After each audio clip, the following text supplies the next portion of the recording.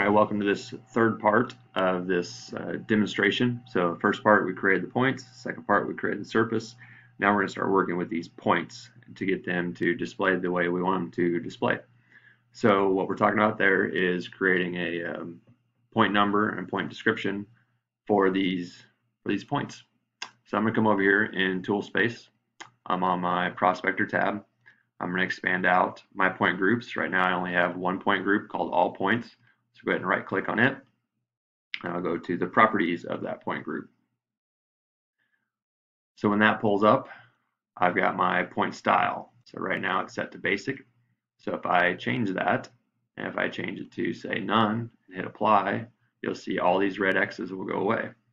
If I click there again, I come down, I select tree, I hit apply, now they all look like trees. And so depending on what you're trying to do, what you're trying to display, you can tell there's a lot of different point styles in here. So we actually want basic. So I'll change it to basic and hit apply. And then my point label style. So I can come through here. I can select a point label style like point number and description. I can do description only. I can do elevation only. So I'm going to do point number and description. So I'll select it and I'll hit apply. And you'll see those point numbers show up. You won't see any description because when we created our points, we didn't add a description. But first, let's go ahead and edit this label style. So I'll click on this little arrow on that icon just to the right of point number and description. Click copy current selection. When this opens up, I'm going to rename it. And I'll call it point number description hyphen SATC. I'll go to my layout tab. And for point description, I want to change the text height. I want that to be an 1/8 inch when printed. Then I'll change to my point number. I also want that to be an 1/8 inch when printed. So I'll change those two numbers. I'll hit OK. When I hit apply, you'll see those numbers got a little bit bigger. So let's go ahead and hit OK here. So these are the point numbers, and you can tell that because we've got 0.1 here.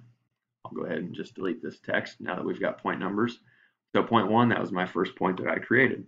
So if I want to display the description, I'll come up to points, I'll right click on it, select edit points, and then this points vista comes up. So if I want to include a description under this raw description column, I'll type something like ground shot 1. So type that in there, hit enter. Then if you go into your drawing, you'll see we now have point number and description.